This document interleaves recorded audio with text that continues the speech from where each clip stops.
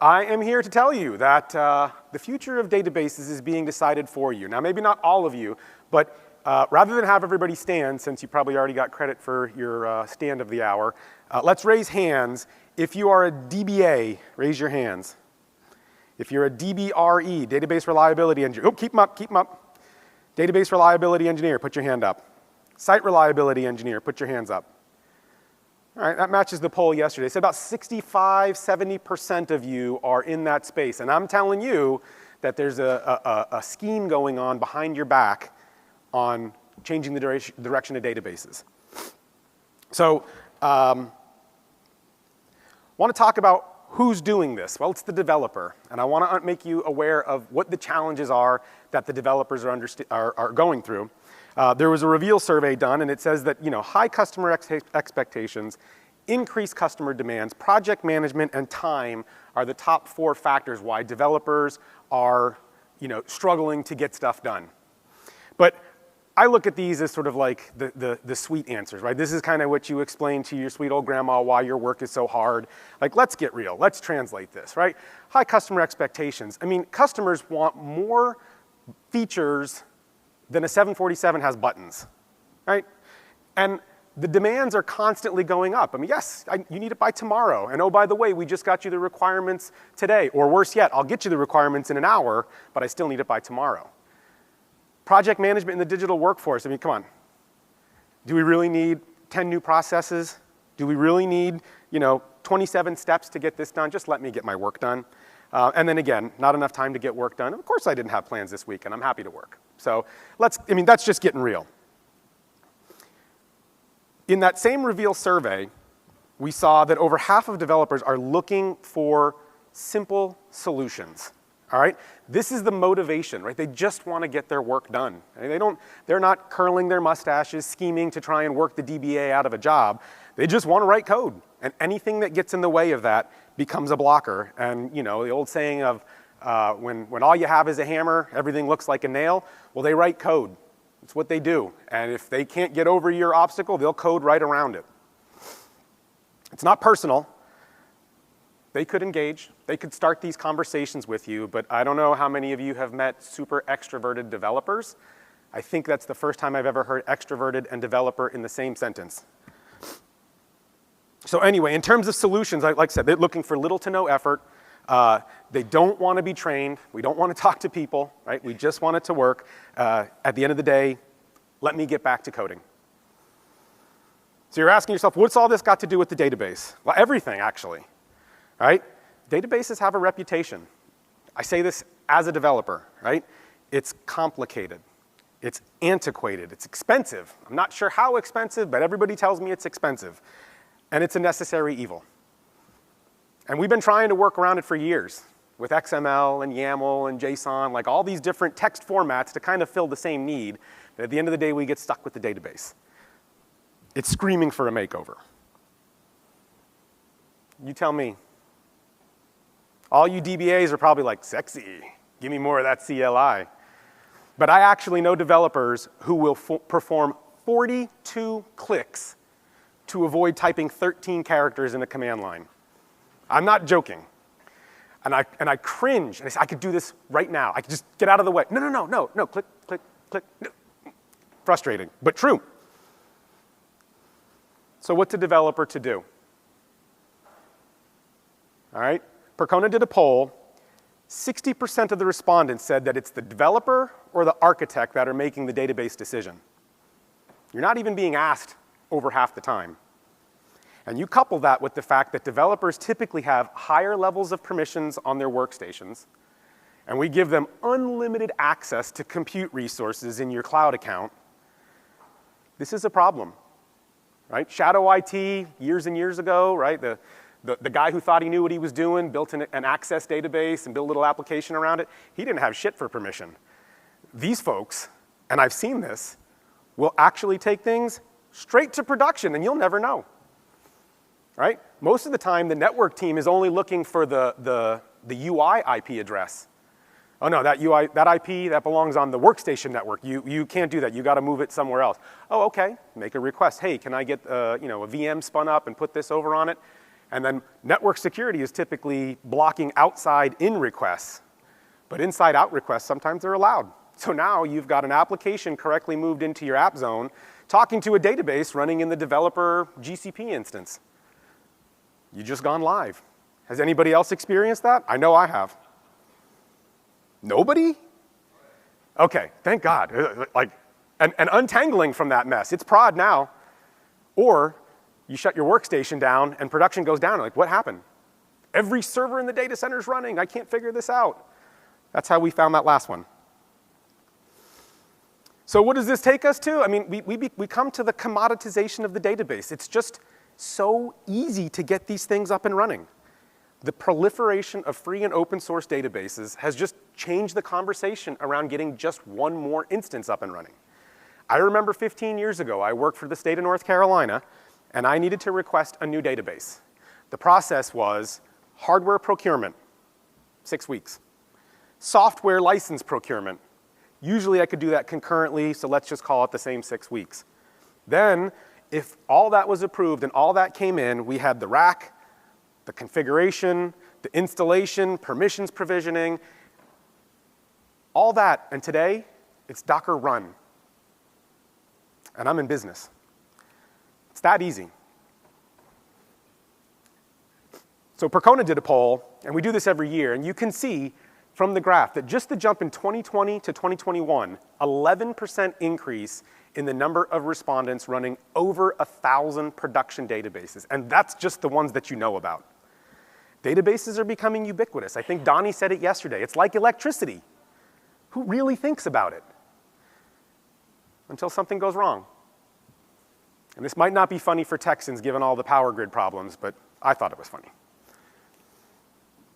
So look, as a DBA, as a DBRE, an SRE, I know that you're not sitting around twiddling your thumbs, right? You've got stuff to do. You've got pressure, you've got demands, and they're not all that different from what your development counterparts are facing. You deal with the same crap. And I'm guessing that you also are looking for workarounds. Right? I know from experience, I have actually created triggers in my alerts that automatically opened up tickets with procurement.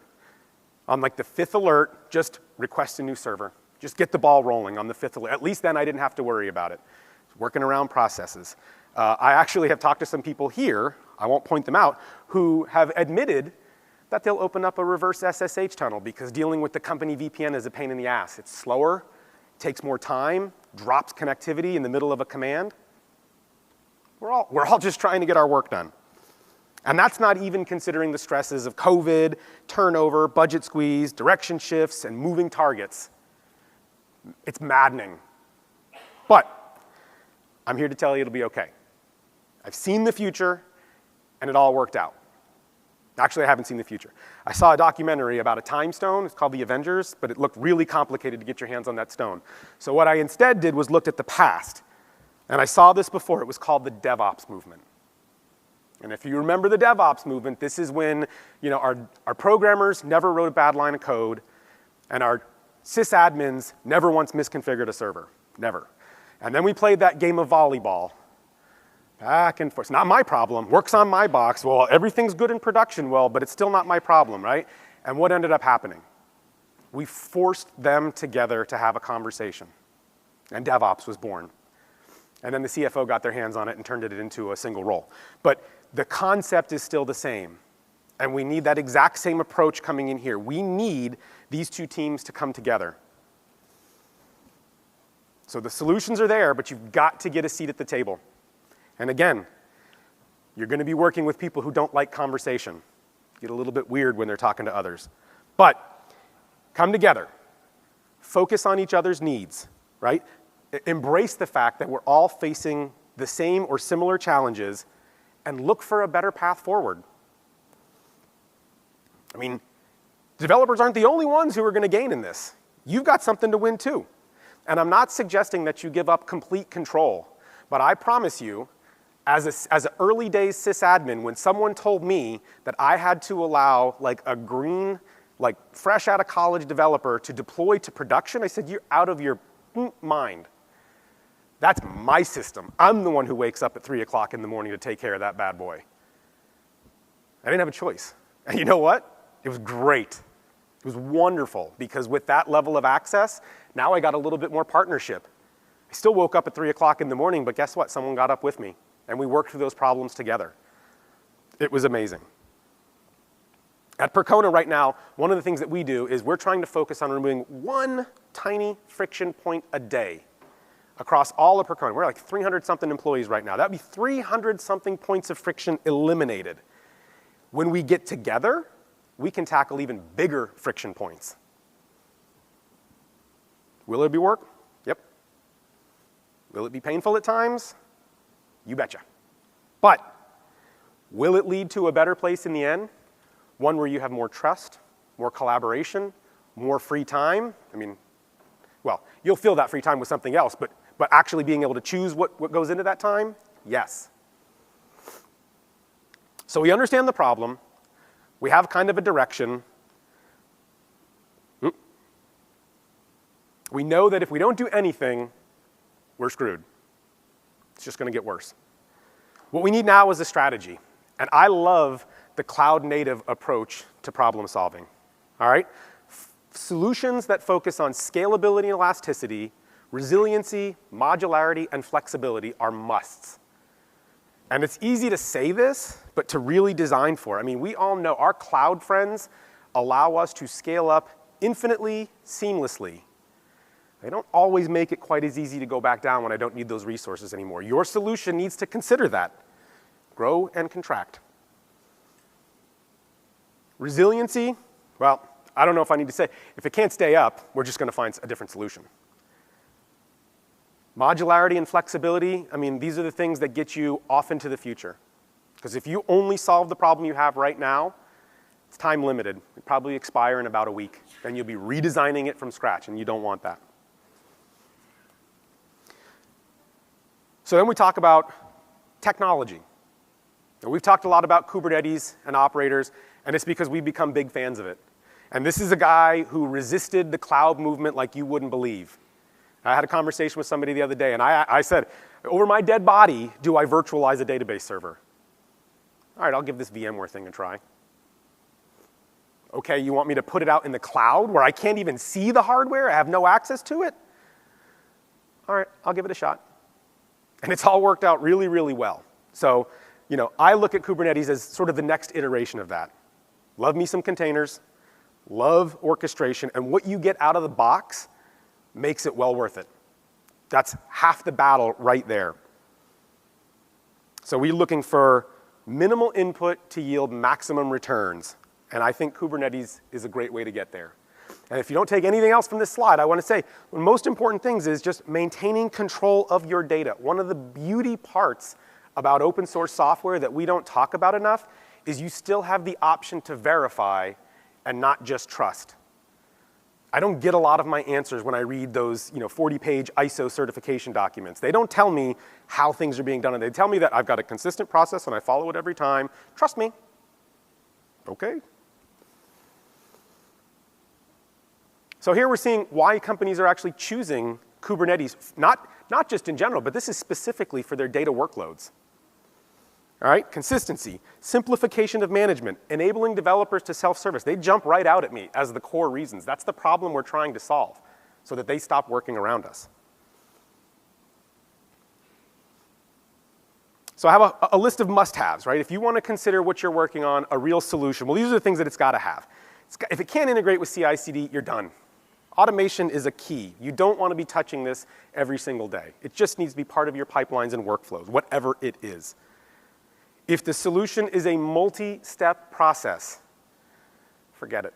It's got to be point, click, done. It doesn't have to do everything, right? We say quality, quantity of features, but it doesn't have to do everything. But what it does, it has to do it well, and they have to meet your needs. And they can't require hand-holding, tons of tutorials, 6-week training courses. It's got to be intuitive. It's got to be easy. It's got to meet your developers' expectations. Well, hopefully you've already hit that because the conversation is what brought you two together. You've talked about these things all along. And you've got your list. And last but not least, it needs to be self-service. If you have to call someone else to finish the process, you're done. Not a solution. Success is going to be defined by the developer adoption. That's how you'll know that you've got a solution. So how does Percona see all this? Well, we built our database as a service on top of PMM with Kubernetes and operators. We integrated it with our observability, so Percona Monitoring and Management natively monitors these systems, not just the databases themselves, but also the Kubernetes infrastructure as well, so that you have full insights into what's going on. We couple that with our advisors that are always running, because while we ship decent configurations, once we give someone access to it, they can go change things, and you want to know, are things getting worse? And you want to know early. And then we sort of bundle it, designed to work together. Like, this is important for us because it can't be difficult. It can't be painful to get up and running. It gives you all the benefits of the cloud experience while you maintain control. So we put a QR code up there. If you want to scan it, that's going to take you to a blog we wrote. And that will give you the step-by-step instructions, which is two commands that we gave you. The first one will get you a Kubernetes environment up and running in Amazon, 3-node cluster, so that you can play if you're not already familiar with it. And then while that's building in the background, there's another command to help you download and install a PMM. So just 2 one-line bash scripts that will run in less time than this talk. If you see value in the solution after you played with it, remember, we're open source. We always welcome contributions if you want to help make it better and get it to market faster so that you guys can take more advantage of it. We would love that. And thank you.